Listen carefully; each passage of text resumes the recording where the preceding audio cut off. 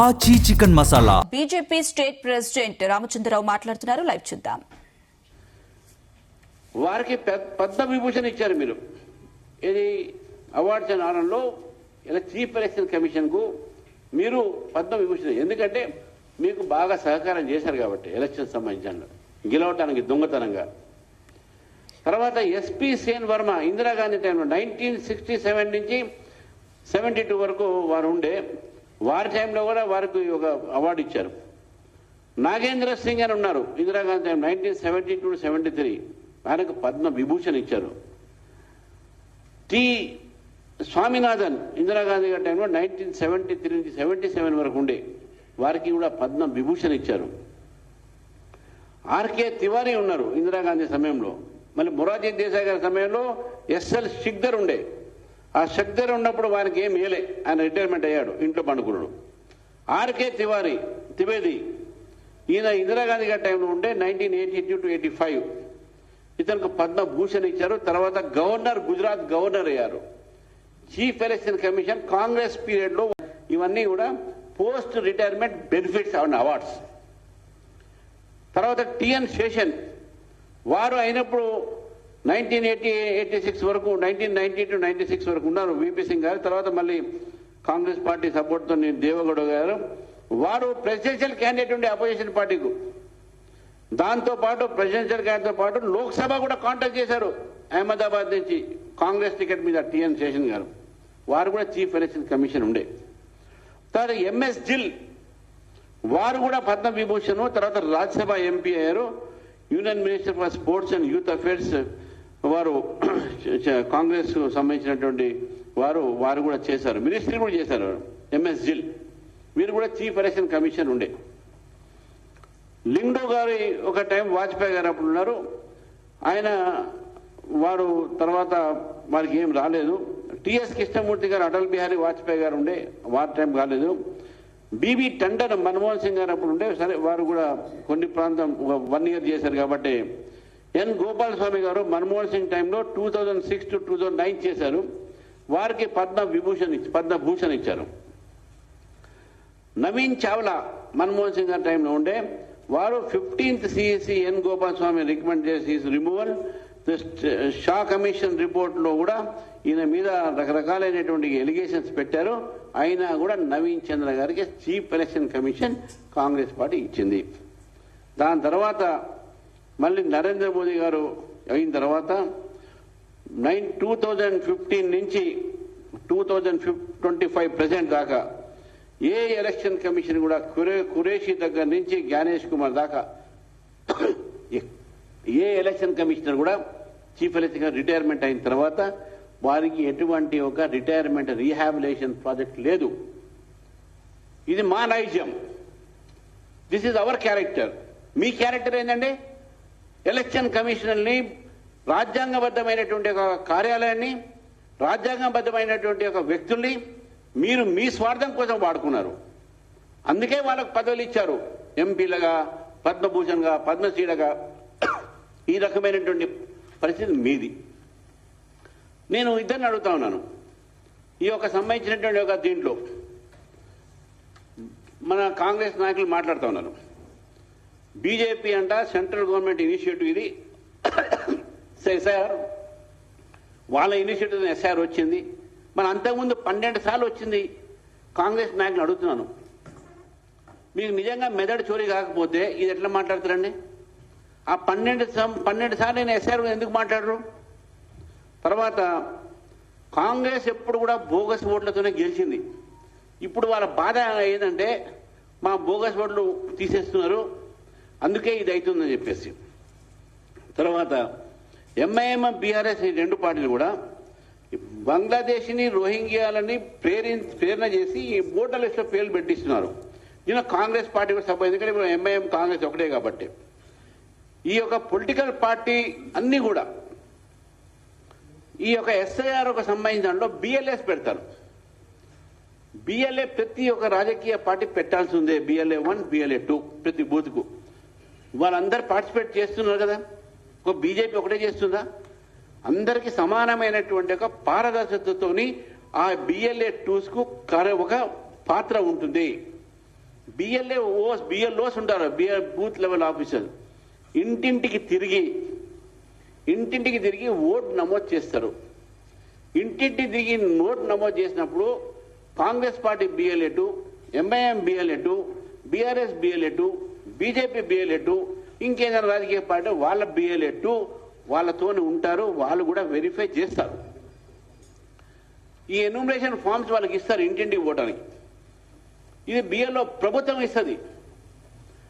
BLOs అందరూ కూడా రాష్ట్ర ప్రభుత్వం సంబంధించిన అధికారులు, వాళ్ళ దగ్గర పనిచేసేటటువంటి ఒక వ్యక్తులు. మరి ఈ BLA-2s ఎవరైతే BLOs తో పోతారో ఈ ఓటర్లకు ఈ లిస్ట్ వాళ్ళు ఇస్తారు. మేమియం ప్రభుత్వం అధికారులు ఇస్తారు. మరి ప్రభుత్వం ఇక్కడ ఎవరిదండి? కాంగ్రెస్ పార్టీ ప్రభుత్వం. మీ ప్రభుత్వం ఉంచుకొని మీరు మా మీద చేయడం స్టేట్లా? బెంగాల్లో ఎవరు ప్రభుత్వం ఉండే అండి? TMC ప్రభుత్వం ఉండే. అక్కడ TMC ప్రభుత్వం ఉండే, కేరళలో లెఫ్ట్ ప్రభుత్వం ఉండే. మీ సంబంధించినటువంటి సిబ్బందే కదా పోయేది BLO ఇంటికి తిరిగి. ఈ ఫామ్ సబ్మిట్ చేస్తేనే ఓటర్ లిస్టులో మీ పేరు ఉంటుంది. ఇందులో కూడా మీకు చదివినిపిస్తున్నారు. 3వ పాయింట్ ఉన్నది. ఈ ఒక సంతకం పెట్టాలి, డిక్లరేషన్. నాకు ఇక్కడ తప్ప వేరే చోట ఎక్కడ ఓటు లేదు అంటే డూప్లికేట్ ఓటింగ్. ఇక్కడ ఓటు నాది లేదు అని రాసిన తర్వాత మీ ఓటు ఇంకో చోట ఎక్కడైనా ఉంది తెలిస్తే మీరు ఏడాది శిక్ష అర్హతలు, 1 year ఇంప్రెస్మెంట్ కు you are entitled for wrong declaration. ఇది నేను పెట్టిన రూల్ కాదు, బీజేపీ పెట్టింది కాదు. ఎలక్షన్ కమిషన్ ఆఫ్ ఇండియా చాలా కాలం నుంచి రిప్రజెంటేషన్ ఆఫ్ పీపుల్ యాక్ట్ కింద పెట్టినటువంటి ఒక రూల్ ఇది. ఇప్పుడు ఈ రూల్ పెట్టుకొని దొంగ ఓట్లు నమోదు చేస్తా అంటే ఎవరు ఊరుకుంటారండి? నేను కాంగ్రెస్ నాయకులు అడుగుతా ఉన్నాను. మీరు మాట్లాడే మాటలన్నీ కూడా ఈరోజు ప్రతి ఒక్క రాజకీయ పార్టీకి అవకాశం ఇచ్చినటువంటి నేపథ్యంలో మీకు చేత కాకపోతే, ఓట్లు నమోదు చేయించలేకపోతే మా మీద పడి ఏడవకండి. ఎవరి ఓట్లు తీయడానికి ఎస్ఆర్ కాదు ఇది. దొంగ ఓట్లు తీయడానికి, విదేశీల ఓట్లు తీయడానికి, చనిపోయిన ఓట్లు తీయడానికి, ట్రాన్స్ఫర్ షిఫ్టెడ్ ఓట్లు తిరిగి వారి స్థానంలో ఓట్లు నమోదు చేయడానికి మాత్రమే ఇది SIR ప్రాసెస్. ముఖ్యమంత్రి గారు కూడా మాట్లాడుతున్న అబద్ధాలు, చాలా అబద్ధాలు. ఈ మధ్య ఎంత అబద్ధాలు ఆడుతున్నారంటే చెప్పడానికి వీల్లేదు. అసలు కాంగ్రెస్ పార్టీ అబద్ధాలకు సంబంధించిన తల్లి, అది మదర్ ఆఫ్ ఆల్ లైస్.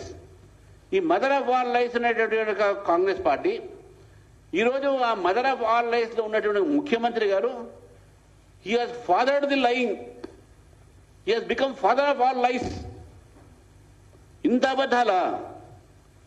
ఈ అబద్ధాలు బహుశా ఈ దేశంలో కాంగ్రెస్ పార్టీ నాయకులకే అది వారికి పెట్టిన విద్య, వారి ప్యాటెంట్ వాళ్ళకే ఉండింది, వాళ్ళ ఒక కాపీ రైట్ కూడా వాళ్ళకే ఉండడం. ఎవరికి ఇవ్వకండి మీరు, మీ మెదడు చోరీ అవుతుంది.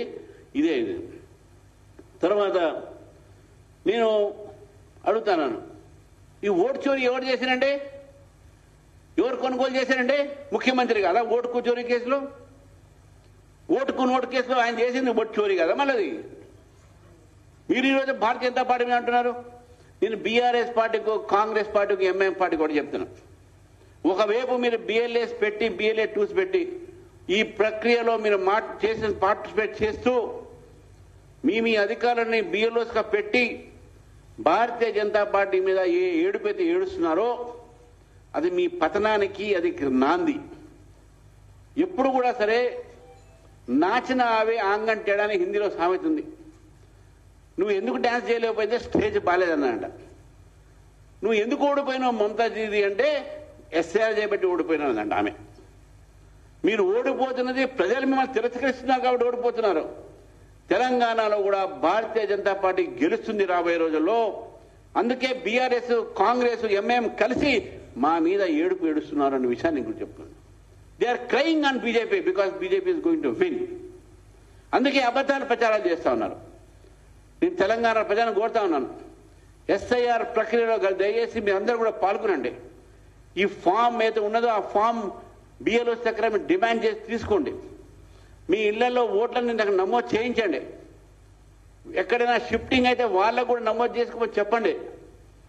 2002లో ఉన్నటువంటి ఒక ఆధారం తీసుకున్నటువంటి ఒక ఓటర్ లిస్టు, 2025లో ఉన్నటువంటి ఒక రెసిడెన్సీ, ఈ రెండింటిని కూడా వాళ్ళు మ్యాపింగ్ చేసి మన ఓట్లు వస్తాయి. మరొకసారి మీ ద్వారా నేను తెలంగాణ ప్రజలు చెప్తున్నాను, ఈ ఎస్ఐఆర్ అనేది ఒక ప్రక్రియ. ఇది ప్రక్షాళనము, ఓటర్ లిస్ట్ ప్రక్షాళనము, cleaning of the voters list. ఇందులో ఎటువంటి ఒక భారతీయ జనతా పార్టీ కానీ నరేంద్ర మోదీ గారు కానీ కేంద్ర ప్రభుత్వం సంబంధం లేదు. ఇది ఎలక్షన్ కమిషన్ ఆఫ్ ఇండియా తీసుకువచ్చినటువంటి ఒక ప్రక్రియ. ఈ ప్రక్రియలో ప్రజాస్వామ్యాన్ని గౌరవించి అందరూ కూడా పాల్గొనాలి. మీ సిబ్బంది అవుతుందో నేను గవర్నమెంట్, స్టేట్ గవర్నమెంట్ వార్నింగ్ ఇస్తా ఉన్నాను. మీరు మీ యొక్క బిఎల్ఓస్ని, మీ యొక్క గవర్నమెంట్ ఎంప్లాయీస్ కాబట్టి వాళ్ళ మీద మీరు బెదిరించి ఈ ఎస్ఐఆర్ సరిగా చేయనీయకపోతే, బీజేపీ ఓట్లు కూడా దాన్ని రానియకుండా చేసే ప్రయత్నం చేస్తే భారతీయ జనతా పార్టీ ఊరుకోదు అనే విషయాన్ని కూడా ఇద్దరికి బెదిరిస్తా ఉన్నాం. ఈయన BRS party also. BRS party బాధ ఏంది? ఎంఐఎం ఓట్లు తగ్గుతాయంట ఓటు సీట్లో. అరే తగ్గితే నీకేం బాధనే? అక్కడ దొంగ ఓట్లన్నీ పోతాయి. కాంగ్రెస్ కూడా అదే బాధ. అంటే ఆ దొంగ ఓట్లతో ఇప్పుడు గెలుస్తున్నారు వాళ్ళు. ఇక తెలంగాణలో దొంగ ఓట్లు ఉండవు, రోహింగ్యా ఓట్లు ఉండవు, బంగ్లాదేశీ ఓట్లు ఉండవు, పాకిస్తానీ ఒక దొంగ ఓట్లు కూడా తెలంగాణలో ఉండవు. అది ఉండనియొద్దు అని కూడా ప్రభుత్వాన్ని కోరుతా ఉన్నాను. కాబట్టి ఎస్ఐఆర్ మీద దయచేసి ఈ రాజకీయ పార్టీలకు, ఎంఐఎంకు, కాంగ్రెస్కు, బీఆర్ఎస్ని కోరుతా ఉన్నాను, తప్పుడు ప్రచారాలు ప్రజలకు ఇవ్వకండి. ఈ ఓటు చోరీలు అనే పదాన్ని, సీట్ చోరీ అనే పదాన్ని మీరు చేసినటువంటి ఒక పని, మీరు చేసినటువంటి కార్యక్రమాలు అవి. కాబట్టి ఆ కార్యక్రమాన్ని మీ దగ్గరే ఉంచండి. ప్రజల మీద రుద్దే ప్రయత్నం చేయకండి. మీరు చేసే తప్పుడు పనులు మా మీద రుద్దకండి. దయచేసి ఎస్ఐఆర్లో కూడా అందరూ కూడా పాల్గొని మంచి ఒక అసలైనటువంటి ఓటర్ లిస్ట్ని తెలంగాణకు ఇద్దామని చెప్పేసి కూడా మీ అందరిని కోరుతూ మరి ధన్యవాదాలు చెప్తాను.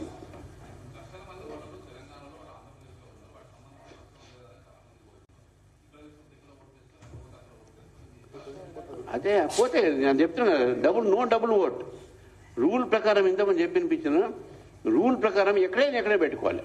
నేను ఇంకోటి చెప్తున్నా, హైదరాబాద్లో ఉన్న వాళ్ళందరూ కూడా హైదరాబాద్లో మీ ఓట్లు పెట్టుకోండి. ఎందుకంటే మీ అందరూ కూడా మీ ఓట్లు హైదరాబాద్ ఉన్నంత మాత్రాన మీ లబ్ధికి కానీ ఆస్తులు కానీ ఏం నష్టం జరగదు. ఓటర్ లిస్ట్లో ఉన్నంత మాత్రాన బెనిఫిషరీస్ కానీ ప్రాపర్టీగా సంబంధం లేదు. అవన్నీ కూడా ఆధార్ కార్డుతో లింక్ అయినవి.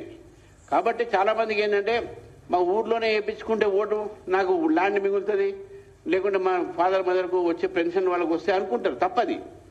Voter list is only for voting democratic ప్రాసెస్లో.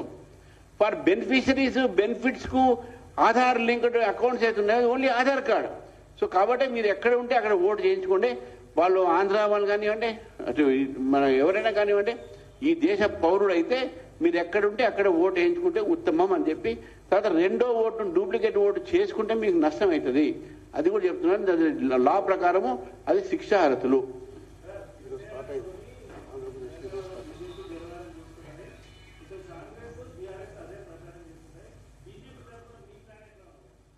ప్లాన్ అనేది ఇప్పుడు ఇది ఒక ప్రక్రియ.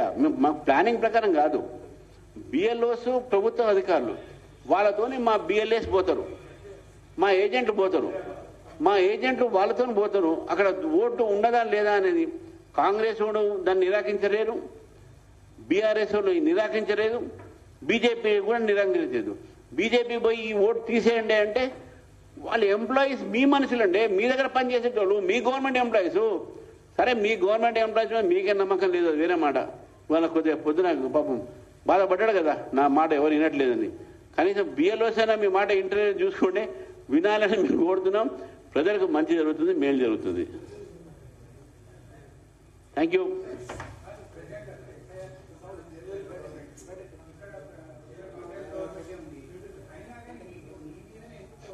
ఎందుకంటే రేపు ఓడిపోతారు, ఓడిపోయినందుకు ఏదో కారణం ఎతకాలి కదా. బీజేపీ ఓటు చోరీ చేసింది కాబట్టి ఓడిపోయిన చెప్పడానికి ఇవన్నీ కారణాలు. Thank you. పెట్టుకోవాలి.